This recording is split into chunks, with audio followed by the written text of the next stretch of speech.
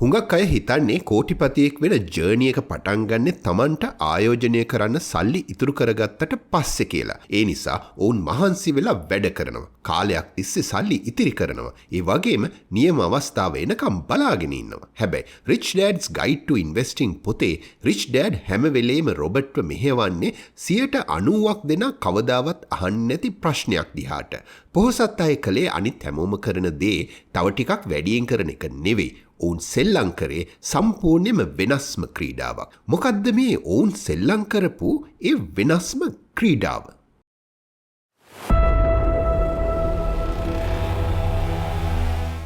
ක්‍රීඩාව පිටුපස ඇති සැබෑ ක්‍රීඩාව.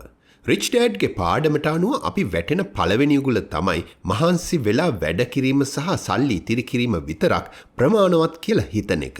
ඔහු රොබර්ට් කියනවා මේ ක්‍රමෙන් කෙනෙකුට සුරක්ෂිතභාවය හෝ සුවපහසුව ලැබුණට ඇත්තටම පොහොසත් වෙන්න බෑ කියලා. ඇයි? මොකද සල්ලි ඉතිරි කරන කෙනාට හැම පැත්තකින්ම ප්‍රහාර එල්ල වෙනවා. සල්ලි ඉතිරි කරන්න කලින් ආදායමට බදු අය කරනවා. ඉතිරි කරන සල්ලි උද්දමනය නිසා දුර්වල වෙනවා. ඒ සල්ලි වලට හම්බ වෙන පොලියටත් ආයෙමත් බදු ගහන්න පුළුවන්. අවුරුදු ගණනාවක් මහන්සි වුණාට පස්සෙත් ඒ කෙනාට Taman වගකීම් සහගතයි කියලා හිතුණත් ඇත්තටම ඔහු ධනවතෙක් වෙලා නැහැ. රිච් ඩෑඩ් මේ සැබෑ තත්ත්වය පැහැදිලි කරන්න අපූර්ව ක්‍රමයක් පාවිච්චි කරනවා. ඔහු දවසක් අලුත් සේවකීන් බඳවා ගැනීමේ සම්මුඛ පරීක්ෂණ පවත්වන අතරතුර මේ වෙනස සජීවීව පෙන්වන්න රොබර්ට් Tamanගේ පැත්තෙන් වාඩි වෙන්න කියලා කියනවා. ඊට පස්සේ ඔහු රොබර්ට්ගෙන් අහනවා පුතා ඔයා ඉන්නේ මේ මේසේ කොයි පැත්තේද කියලා බලන්න. මේසේ එක පැත්තක ඉන්නේ හැමදාම මහන්සි වෙලා වැඩ කරන, සල්ලි ඉතිරි කරන සහ මේ පද්ධතිය කවදා හරි Tamanට යහපතක් කරයි කියලා බලාපොරොත්තුවක් තියාගෙන ඉන්න අය. හැබැයි මේසේ අනිත් පැත්තේ ඉන්නේ ඒ පද්ධතිය වැඩ කරන්නේ කොහොමද කියලා හරියට තේරුම් ගත්තු අය. මේ වෙනස තවත් පැහැදිලි කරන්න ඔහු වෘත්තීය පාපන්දු තරඟයක උදාහරණයක් දෙනවා. ගොඩක් අය අවධානය යොමු කරන්නේ පිටිය මැද දුවන ක්‍රීඩකයෝ, විනිසුරුවරු, විචාරකයෝ, එහෙම නැත්නම් ලකුණු පුවරුව දිහාට. හැබැයි රිච් ඩෑඩ් පෙන්වන්නේ තිරය පිටපස සිදුවන දේ. තරඟයෙන් කවුරු දිනුවත් පෙරදුනත් ඇත්තටම සල්ලි උපයන්නේ පිටියේ දුවන අය නෙවෙයි. ටිකට් විකුණන ක්‍රීඩාංගණය පාලනය කරන සහ ඒ ක්‍රීඩාව වටා තියෙන මුළු පද්ධතියටම අයිති ව්‍යාපාර. අන්න ඒක තමයි 90%ක් දෙනා කවදාවත් අහන්නේ නැති ප්‍රශ්නයට යන පළවෙනි පියවර. හුඟක් අය අහන්නේ මම කොහොමද තව වැඩියෙන් උපයන්නේ කියලා. හැබැයි රිච් ඩෑඩ් රොබර්ට්ව තල්ලු කරන්නේ ඊට වඩා ගැඹුරු ප්‍රශ්නයකට. මම මේ ක්‍රීඩාව පිටුපස තියෙන සැබෑ ක්‍රීඩාව තේරුම් ගන්නේ කොහොමද කියලා අහන්න. හැබැයි සැබෑ සල්ලි තියෙන්නේ තිරය පිටුපස කියලා ඔයා තේරුම් ගත්තට පස්සේ ඊළඟ ප්‍රශ්නය ඊටත් වඩා වැදගත්. පොහොසත් අය ආයෝජනය කරන්න කලින් දැනගන්න නීති මොනවද කියන එක. ආයෝජනයට පෙර දැනගත යුතු නීති. රිච් ඩෑඩ්ගේ මූලික ආයෝජන නීති ක්ෂණික අප්ඩේට්ස් නෙවෙයි. ඔහු මුලින්ම රොබර්ට් කියන්නේ නෑ මොන වගේ කොටස් බැඳුම් කර හෝ දේපලද මිලදී ගන්න ඕන කියලා. ඔහු උගන්වන්න පටන් ගන්නේ ආයෝජනය කියන්නේ සැලැස්මක් කියන එක සහ ආයෝජකෙක් Taman වැඩ කරන්නේ මොන වගේ ආදායමකටද කියලා දැනගත යුතුයි කියන එක. ආදායම් වර්ග 3ක් ඔහු විස්තර කරනවා. උපයන ආදායම්, රැකියාවෙන් එහෙම නැත්නම් සාමාන්‍ය වැඩ කිරීමෙන් ලැබෙන ආදායම් මේ වර්ගයට ගැනෙනවා. කලඹ ආදායම, එහෙම නැත්නම් පෝර්ට්ෆෝලියෝ ඉන්කම්, කොටස් වෙළඳපොළ වගේ වත්කම් වලින් ලැබෙන ආදායම මේ යටතට ගැනෙනවා. අක්‍රීය ආදායම, එහෙම නැත්නම් පැසිව් ඉන්කම්, වැඩි මහන්සියක් නොවි තමුන් කරපු ආයෝජනයකින් දිගින් දිගටම ලැබෙන ආදායම් මේ වර්ගයට ගැනෙනවා.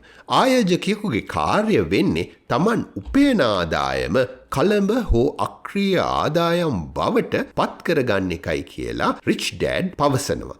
ඊළඟට රිච් ඩෑඩ් තවත් වැදගත් නීතියක් කියනවා. ඕනෑම සුරැකුමක් ආයෝජනය කළ පළියට ඒක වත්කමක් වෙන්නේ නැහැ. කොටස් බැඳුම් කර මියුචුවල් ෆන්ඩ්ස් ව්‍යාපාරයක් එහෙම නැත්නම් දේපලක් කෙනෙකුට උදව් වෙන්න පුළුවන්. නැත්නම් ඒ කෙනාව විනාශ කරන්නත් පුළුවන්. ඇත්තටම ඇසෙට්ස් එහෙම නැත්නම් වත්කම් හෝ වගකීම් ලයබිලිටි වෙන්නේ ආයෝජකයාමයි කියලා රිච් ඩෑඩ් කියනවා. එකම ආයෝජනයෙන් එක්කෙනෙක් පොහොසත් වෙද්දී තවත් කෙනෙක් දුප්පත් වෙන්න පුළුවන්. මොකද එක්කෙනෙක් නීති දන්නවා. අනිත් කෙනා කරන්නේ අනුමාන කරන එක විතරයි. ඔහු රොබර්ට් උගන්වනවා අනාවැකි මතම විතරක් ජීවත් වෙන්න එපා කියලා. සැබෑ ආයෝජකයා විනාශයක් කරන්නේ සූදානම් වෙන එක. රිච් ඩෑඩ්ගේ තීරණවලට පාදක වෙන්නේ වෙළඳපොළ ඉහළ යයිද නැත්නම් මේ ආයෝජනය මාව පොහොසත් කරයිද කියන එක නෙවෙයි. ඔහුගේ ආයෝජන වලට පාදක වෙන්නේ අවස්ථාව ආවම ක්‍රියාත්මක වෙන්න මම ප්‍රමාණවත් තරම් සූදානම්ද කියන එක. අන්න එතනදී තමයි අපි අර 90ක් දෙන කවදාවත් අහන්නේ නැති ප්‍රශ්නයට තවත් ලං වෙන්නේ. හුඟක් අය අහන්නේ මම මොන වයද ආයෝජනය කරන්න කියලා. හැබැයි රිච් ඩෑඩ් රොබර්ට්ව මෙහෙවන්නේ මම ආයෝජනය කරන්න කලින් මොන වගේ ආයෝජකෙක් වෙන්න ඕනද කියලා කියන ප්‍රශ්නයට උත්තර හොයන්න. හැබැයි කෙනෙක් මේ නීති ඉගෙන ගත්තත් ඔවුන්ට මගහරින්න බැරි එක දෙයක් තියෙනවා. ඒ තමයි අපේ අතින් වෙන වැරදි. පාඩමක් බවට පත්වන වැරැද්ද. රිච් ඩෑඩ් රොබර්ට් කියනවා වැරදි කියන්නේ අපේ සතුරෙක් නෙවෙයි කියලා. සතුරා වෙන්නේ වැරදි වලින් පාඩම් ඉගෙන නොගන්න එකට. ඔහු මේක බයිසිකලයක් පදින්න ඉගෙන ගන්නවට සමාන කරනවා. ළමෙක් වැටෙනවා, දඟලනවා, ආයෙත් වැටෙනවා. හැබැයි එක පාරටම බැලන්ස් එක ලැබෙනවා. ඒ වැටීම අසාර්ථක වීමක් නෙවෙයි. ඒක ඉගෙනීමේ කොටසක්. ඊට පස්සේ රිච් ඩෑඩ් වැරදීම් නිසාම ධනයට පාර කැපුණු උදාහරණ කීපයක්ම දෙනවා. වොරන් බෆට්ගේ බර්ක්ෂයර් හැදවේ සමාගම ආරම්භ වුණේ අසාර්ථක වෙමින් තිබුණු රෙදිපිලි සමාගමක් විදියට. ඒ ආයෝජනය පරිපූර්ණ එකක් නෙවෙයි. හැබැයි ඒ වැරැද්දෙන් ඉගෙනගෙන බෆට් අවසානයේ ලෝකේ වඩාත්ම ගෞරවයට පාත්‍ර වූ ආයෝජන සමාගමක් ගොඩනැගුණා. ඩයමන්ඩ් ෆීල්ඩ් සමාගම හෙව්වේ දියමන්ති. හැබැයි ඔවුන්ගේ භූවිද්‍යාඥයන් අතින් උණු වැරැද්දක් නිසා ඔවුන්ට ලෝකයේ විශාලතම නිකල් නිදියක් හමු වුණා. ලෙවි ස්ට්‍රාවස් රන් පතල් වලින් පොහොසත් වෙන්න ගියත් ඔහු දක්ෂ පතල්කරුවෙක් උනේ නැහැ. ඔහු ඒ වෙනුවට පතල්කරුවන්ට ඔරොත්තු දෙන ජීන්ස් එකක් හැදුවා. ඒක තමයි ලෙවිස් ඩෙනිම් විදියට ප්‍රසිද්ධ වෙලා ඔහුගේ වත්කමක් උනේ. තෝමස් එඩිසන් විදුලි බුබුල සාර්ථක කරගන්න කලින් 10 වාරයක් අසාර්ථක වුණා. කොලම්බස් හෙව්වේ චීනයට යන පාරක්. හැබැයි ඔහු නැවතුනේ ඇමරිකාවේ. රිච් ඩෑඩ්ගේ පණිවිඩය තමයි වැරදි වලින් පුළුවන් සාමාන්‍ය සිතුවිලි වලට මගහැරෙන දේවල් මතු කරලා පෙන්වන්න. අර 90ක් දෙනා වැරැද්දක් දැක්කම හිතන්නේ ඒක Taman නතර විය යුතුයි කියන එකට සාක්ෂියක් කියලා. හැබැයි 10ක් දෙනා ඒ වැරැද්ද අධ්‍යයනය කරලා අහනවා මේක ඇතුලේ හැංගිලා තියෙන දේ මොකක්ද කියලා. ඒ ප්‍රශ්නය අපව තවත් ලං කරනවා 90ක් කවදාවත් නොඅසන ලොකු ප්‍රශ්නය. හැබැයි වැරදීම් කියන්නේ ධනවත් වීමේ කොටසක් නම් අපිට තවත් අපහසු සත්‍යයකට මුහුණ දෙන්න වෙනවා. පොහොසත් වෙන්න කෙනෙක් ගෙවන්න ඕන වන්දිය මොකක්ද? ධනවත් වීමේ වන්දිය. රිච් ඩෑඩ් රොබර්ට් කියනවා ධනවත් වීමට යන සෑම මාවතකටම ගෙවිය යුතු වන්දියක් එහෙම නැත්නම් මිලක් තියෙනවා කියලා. සමහරු සල්ලි වලට අපරාධ තෝරගන්නවා. හැබැයි වන්දිය හිරගෙදර. සමහරුන්ට දායාදයෙන් ධනය ලැබෙනවා. හැබැයි වන්දිය අනුන් මත යැපීම වෙන්න පුළුවන්. සමහරු ලොතරැයි දිනන්න බලාපොරොත්තු වෙනවා. හැබැයි වන්දිය වාසනාව මත විතරක් ජීවත් වෙන්න සිදුවීම. සමහරු ක්‍රීඩාවෙන් හෝ ප්‍රසිද්ධියෙන් පොහොසත් වෙනවා. හැබැයි වන්දිය අවුරුදු ගණනාවක පීඩනය, පුහුණුව සහ කැපකිරීම. රිච් ඩෑඩ් අනතුරු අඟවන තව දෙයක් තියෙනවා. ඒ තමයි මසුරු වෙලා පොහොසත් වෙන්න හදන්න එපා කියලා. ඔහු ක්‍රිස්මස් කැරොල් කතාවේ ස්ක්‍රූජ් උදාහරණයට ගන්නවා. ස්ක්‍රූජ්ට සල්ලි තිබුණා. හැබැයි ඔහුගේ ජීවිතයේ සතුටක්, පරිත්‍යාගශීලීත්වයක් හෝ උණුසුමක් තිබුණේ නැහැ. රිච් ඩෑඩ් කියන්නේ දුප්පත්ව ජීවත් වෙලා පොහොසත්ව මැරෙන එක සැබෑ සාර්ථකත්වය නෙවෙයි කියලා. ඔහු කියන්නේ සල්ලි කියන්නේ සතුටින් භුක්ති විඳින්න වගේම වැඩෙහි යොදවන්න ඕන දෙයක් කියලා. රිච් ඩෑඩ් වඩාත්ම කැමති වන්දිය තමයි මූල්‍ය බුද්ධිය, ෆයිනෑන්ෂල් ඉන්ටෙලිජන්ස්. හැබැයි ඒ වන්දිය ගෙවන එකත් ලේසි නෑ. ඒකට අධ්‍යාපනය, අත්දැකීම්, විනය, ආත්ම පාලනය සහ වෙනස් විදියකට හිතන්න තියෙන කැමැත්ත අවශ්‍යයි. මෙන්න මේක තමයි අපව 90ක් නොඅසන ප්‍රශ්නයට ගොඩක්ම ලං කරන්නේ. හුඟක් අය අහන්නේ මම කොහොමද සල්ලිකාරයෙක් වෙන්න කියලානේ. හැබැයි රිච් ඩෑඩ් රොබර්ට් තල්ලු කරන්නේ ධනය නිර්මාණය කරන්න සහ ඒක පවත්වා ගන්න පුළුවන් කෙනෙක් වෙන්න මම මොන වගේ වන්දියක්ද ගෙවන්න ලෑස්ති කියලා හිතන්න. ඉතින් මේ හැම පාඩමකටම පස්සේ රිච් ඩෑඩ් අවසානයේ රොබර්ට් සැබෑ ප්‍රශ්නය වෙත රැගෙන යනවා. 90ක් කවදාවත් නොඅසන ප්‍රශ්නය. රිච් ඩෑඩ්ගේ 90-10 ප්‍රහෙලිකාව සරලයි. හැබැයි ඒකෙන් හැම දේම වෙනස් වෙනවා.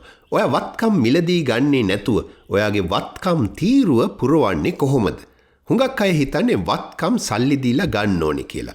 රිච් ඩෑඩ් නැවත නැවතත් රොබර්ට්ට හිස් වත්කම් තීරුවක් දීලා ඇහුවේ වත්කම් මිලදී ගන්නේ නැතුව ඒවා නිර්මාණය කරලා මේක පුරවන්නේ කොහොමද කියලා. අන්න ඒ නිසයි මේ පොතේ බිල් ගේට්ස්, මයිකල් ඩේල්, රිචඩ් බ්‍රැන්සන් වගේ අය ගැන උදාහරණ තියෙන්නේ. ඔවුන් බිලියනපතියන් උනේ රක්ෂාවක් කරලා නෙවෙයි. සල්ලි ටිකක් ඉතිරි කරලා නෙවෙයි. ඔවුන් ව්‍යාපාර නිර්මාණය කරා. බීටල්ස් කණ්ඩායම දිගටම සල්ලි උපයන සංගීත නිර්මාණය කරා. නව නිපැයුම්කරුවන් වටිනා දේවල් නිර්මාණය කරනවා. චිත්‍ර ශිල්පීන් චිත්‍ර අඳිනවා. ලේඛකයන් අවුරුදු ගණනාවක් රොයල්ටි ලැබෙන පොත් ලියනවා.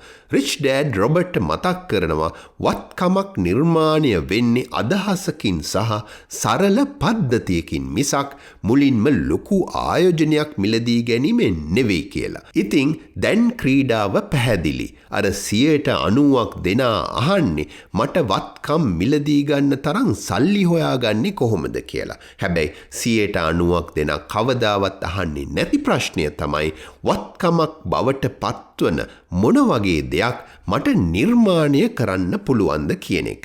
අන්න ඒක තමයි 90ක් දෙනා කවදාවත් ඉගෙන නොගන්න ධනවත් වීමේ රීතිය. ඔන්න එහෙනම් ඔයාට 90ක් දෙනා නොඅසන ප්‍රශ්නයට පිළිතුරු හොයන්න ප්‍රායෝගික මඟ පෙන්වීමක්. පළමුවෙන්ම මම මොනවද මිලදී ගන්න ඕනේ කියන එකෙන් පටන් ගන්න එක නතර කරන්න. මට මොනවද නිර්මාණය කරන්න පුළුවන් කියන එකෙන් පටන් ගන්න.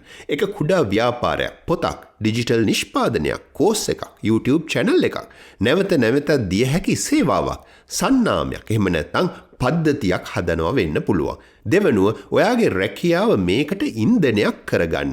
රිච් ඩෑඩ් කියන්නේ නෑ රැකියාවෙන් ලැබෙන ආදායම වැඩක් නෑ කියලා. ඒ උපයන ආදායම පාවිච්චි කරන්න අලුත් දේවල් ඉගෙන ගන්න, අත්හදා බැලීම් කරන්න, කුසලතා වර්ධනය කරගන්න. එහෙම නැත්නම් කුඩා වත්කම් ගොඩනැගීමේ උත්සාහයකට අත ගහන්න.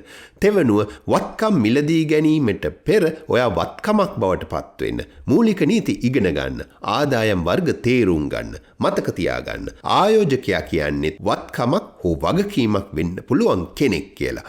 සිව්වනුව කුඩා වැරදීම් කරන්න. හැමදේම අවධානමේ දාන්න එපා. පොඩියට ටෙස්ට් කරන්න, ඉක්මනින් ඉගෙන ගන්න සහ වැරද්ද ඇතුලේ හැංගිලා තියෙන පාඩම මොකද්ද කියලා බලන්න. පස්වනුවට ඔයා ගෙවන්න ලෑස්ති වන්දිය තීරණය කරන්න. කාලය, සුව පහසුව, ආත්ම අභිමානය, පරණ පුරුදු සහ කෙටිකාලීන සතුට මේ හැමදේම ඒ වැය වෙන මිලට අයිති වෙන්න පුළුවන්. අවසාන වශයෙන් අර 90ක් දෙනා කවදාවත්ම අහන්නේ නැති ප්‍රශ්නය නිතර නැවත අහන්න. වත්කමක් බවට පත්වන මොන වගේ දෙයක්ද මට නිර්මාණය කරන්න පුළුවන් කියන එක. මොකද සැබෑ ප්‍රශ්නය තවදුරටත් මම මොනවයිද ආයෝජනය කරන්න කියන එක නෙවෙයි. සැබෑ ප්‍රශ්නය තමයි මම ඊළඟට නිර්මාණය කරන වත්කම මොකක්ද කියන එක. ඔයා ඊළඟට නිර්මාණය කරන්න කැමති වත්කම ගැන යම්කිසි අදහසක් තියෙනවනම් පහළ කමෙන්ට් එකේ ඒ ගැන පොඩි සඳහනක් දාන්න. මම ඉන්වෙස්ටර් වොනබි. ඔබට ජය.